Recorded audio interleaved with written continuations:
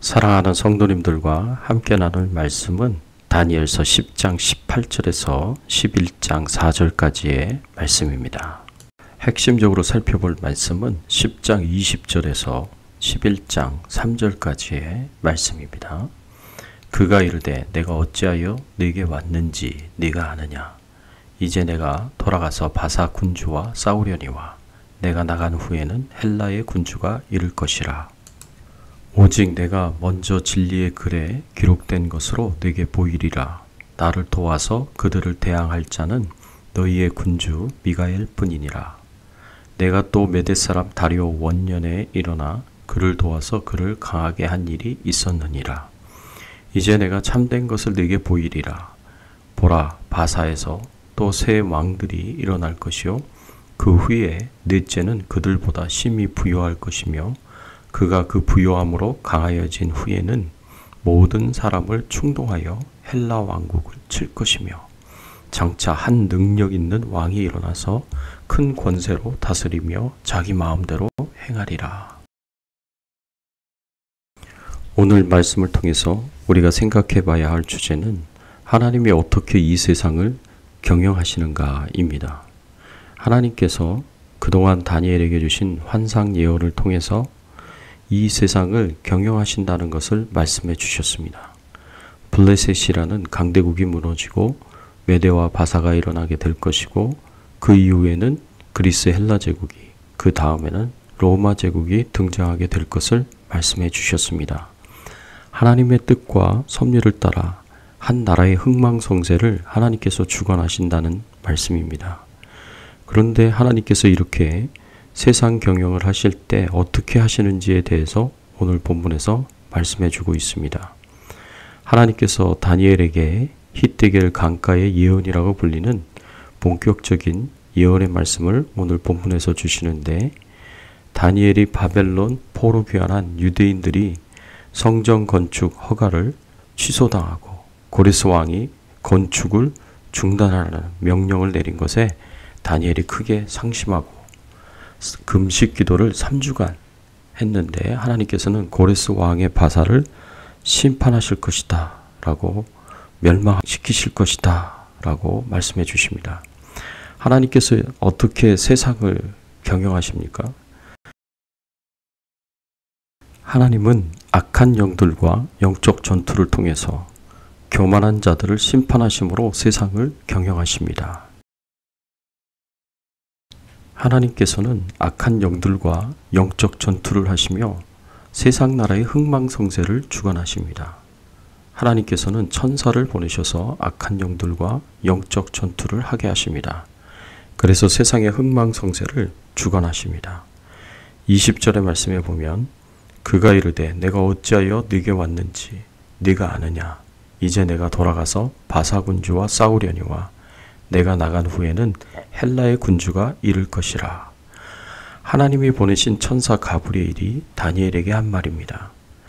가브리엘이 이제 바사 군주와 싸우겠다고 합니다. 그리고 그 이후에는 헬라의 군주가 이를 것이라고 합니다. 여기서 바사 군주는 바사 왕국 뒤에서 역사하는 악한 영을 가리킵니다. 다니엘이 바사 왕국 뒤에 역사하는 악한 영들과 싸울 것이고 바사 왕국을 멸망시킬 것이라는 말씀입니다. 그리고 그 이후에는 그리스 헬라 제국이 일어나게 될 것이라는 말씀입니다. 그리고 이것은 역사적으로 이루어집니다.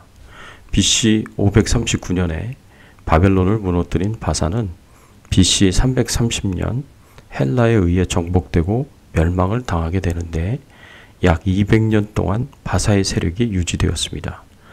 이렇게 세상에서는 전쟁이 일어나고 전쟁에서 이기고 짐으로 나라가 멸망을 당하고 새로운 강대국이 등장합니다. 그러나 영적으로는 천사들과 나라들 뒤에서 역사하는 악한 영들 간의 치열한 싸움의 결과로 이루어진다는 것을 알 수 있습니다. 하나님께서 보내셔서 하나님의 백성들을 돕는 천사와 바사의 배후에서 역사하는 군주, 악한 영들 간의 치열한 싸움의 결과로 한 나라의 운명이 흥망성쇠가 결정이 됩니다. 이 싸움은 천사의 승리로 끝나 결국 하나님의 백성들은 보호를 받고 바사 제국은 멸망을 당하게 됩니다. 이 모든 일은 표면적으로 보면 인간들 사이의 전쟁이었지만 사실은 영적으로는 하나님의 백성들을 보호하고자 하나님께서 보낸 천사와 하나님의 백성들을 멸망시키려는 악한 영들 간의 싸움이었습니다. 본문 21절의 말씀에 보면 오직 내가 먼저 진리의 글에 기록된 것으로 내게 보이리라. 나를 도와서 그들을 대항할 자는 너희의 군주 미가엘 뿐이니라. 이 천사와 악한 영들 간의 영적 전투에서 자신을 도울 천사는 미가엘 뿐이라고 가브리엘 천사가 말하고 있습니다. 이 말을 하는 천사의 이름은 본문에서 구체적으로 나와 있지 않지만 우리가 가브리엘 천사라고 말할 수 있는 것은 이미 앞에 8장 9장에서 다니엘에게 하나님의 메시지를 전달하고 다니엘이 본 환상의 의미를 설명해 준 천사가 가브리엘 천사라고 기록하고 있기 때문입니다. 가브리엘 천사는 이렇게 하나님의 메시지를 전달하는 천사로 성경에 기록되어 있습니다. 그래서 신약에서는 사가랴에게는 세례 요한의 탄생을 예고했고 마리아에게는 예수님의 탄생을 예고하는 하나님의 메시지를 전달합니다. 그래서 가브리엘은 하나님과 하나님 백성들 간의 메시지를 전달하는 하나님의 메신저 역할을 담당하는 천사입니다. 그리고 이렇게 하나님의 명령을 따라 메대 군주와 헬라 군주와의 영적 전쟁을 수행해야 할 가브리엘 천사를 도와줄 또 다른 천사는 미가엘 천사밖에 없다라고 말씀하고 있습니다. 미가엘 천사는 가브리엘 천사와 같은 천사장입니다. 성경에는 여러 천사들이 등장하는데 이처럼 그 이름을 분명하게 밝힌 천사는 가브리엘과 미가엘 뿐입니다. 그런데 가브리엘은 미가엘에게 대하여 설명하면서 너희의 군주라고 소개하고 있습니다. 12장 1절에서는 내 민족을 호위하는 큰 군주라고 하였습니다. 이런 표현을 볼 때 하나님 나라의 백성을 위하여 싸우는 천사장이다 라는 것을 알 수가 있습니다. 성경에 의하면 미가엘 천사는 주로 싸움을 담당하는 천사로 나타납니다. 요한계시록에 보면 미가엘 천사는 사탄의 세력이 타락하여 하나님을 대적하였을 때 이 천사들과 이 타락한 천사들과 싸워서 승리를 거두고 이들을 하늘에서 추방합니다. 또한 유다서의 말씀에 보면 모세의 시체를 두고 마귀와 싸우기도 하였다라고 말씀하고 있습니다. 이 미가엘 천사는 이미 가브리엘 천사가 하나님의 응답을 가지고 다니엘에게 오는 것을 악한 영들이 방해할 때 가브리엘 천사를 도와 그로 하여금 다니엘이 기도하는 시간에 정한 때가 마칠 때 도착할 수 있도록 하였고 앞으로도 가브리엘을 도와 바사와 헬라의 군주들과 대항하여 싸운다고 하였습니다. 뿐만 아니라 앞으로도 영원히 하나님의 백성들을 대적하는 자들에 대하여 가브리엘 천사와 더불어 하나님의 백성을 위하여 싸워줄 것입니다. 이렇게 하나님께서 세상 나라들의 흥망성쇠를 세상 경영을 하시고요. 두 번째로는 하나님께서는 교만한 자를 치고 심판하십니다. 11장 2절의 말씀에 보면 이제 내가 참된 것을 내게 보이리라. 보라 바사에서 또 새 왕들이 일어날 것이요 그 후에 넷째는 그들보다 심히 부유할 것이며 그가 그 부유함으로 강해진 후에는 모든 사람을 충동하여 헬라 왕국을 칠 것이며 바사의 고레스 왕 이후에 4명의 왕이 등장하게 될 것을 예언한 말씀입니다. 4명의 왕 중에 첫 번째 왕은 역사적으로 보면 캄비세스이고 둘째 왕은 스메르시스고 셋째 왕은 다리우스 히스타스페스고 그리고 네 번째 왕은 에스더서에 나오는 에스더의 왕후의 남편으로 아하수에로 왕을 가리킵니다. 이 세 번째 왕 다리우스는 사마리아인들의 방해로 중단되었던 예루살렘 성전 건축을 다시 허락한 왕인데 에스라서에 나오는 다리오 왕을 가리킵니다.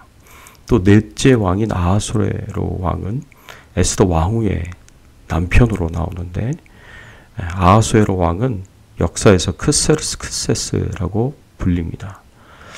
그리고 이 아하수에로 왕이 바사의 운명을 멸망으로 이끈 결정적인 역할을 한 인물입니다. 이 네 번째로 등장하는 크세르크세스 아하수에로 왕이 심히 부유할 것이다 라고 말씀하고 있습니다. 이 예언대로 역사적으로 아하수에로 왕은 재물이 아주 풍부했습니다. 아버지인 다리우스 왕 때부터 활발한 정복 사업을 계속 진행하였고 나라의 권세를 확장시켰고 많은 재물을 축적했습니다. 그래서 아하수에로 왕은 에스더서 제1장의 말씀에 보면 즉위 제3년에 나라의 영광과 자신의 위엄을 드러내기 위해서 나라의 주요 관리들을 불러놓고 180일 동안 잔치를 베풀 정도로 대단히 부유했습니다. 그런데 아하수에로 왕이 이러한 부유함 때문에 교만해졌고 많은 군대를 조직하고 무기들을 사들였고 헬라 제국과 전쟁을 일으켰습니다. 군사의 수가 보병만 176만이고 전차와 낙타가 각각 2만이고 군마가 8만, 배가 1290척, 수군이 52만이었다고 합니다. 그러나 아하수에로 왕은 이 교만함 때문에 나라를 멸망으로 이끌었습니다. 헬라와 전쟁을 한 결과 처음에는 계속 승리를 했지만 BC 480년 세계사적으로 유명한 살라미 해전에서 큰 패배를 당합니다. 그 이후로 바사 제국은 쇠퇴를 하기 시작했고 BC 330년에 3절에서 언급하고 있는 한 능력 있는 왕, 헬라의 알렉산더 왕에 의해 완전히 멸망하고 맙니다. 사랑하는 성도 여러분, 교만은 패망의 선봉이요 넘어짐의 앞잡이입니다. 이 진리를 모르는 세상 사람들은 부유하게 되고 권세가 강성해지면 교만해지게 되고 하나님은 이 교만함을 치고 심판하셔서 아무리 강대국이라고 할지라도 멸망을 당하게 하십니다. 하나님은 악한 영들과 영적 전쟁에서 승리하시고 교만한 자를 치심으로 이 세상을 하나님의 뜻대로 경영하고 있음을 우리는 기억해야 하고 하나님께서 천사들을 통해서 우리 믿는 백성들을 돌보고 계신다는 것을 꼭 믿어야 합니다.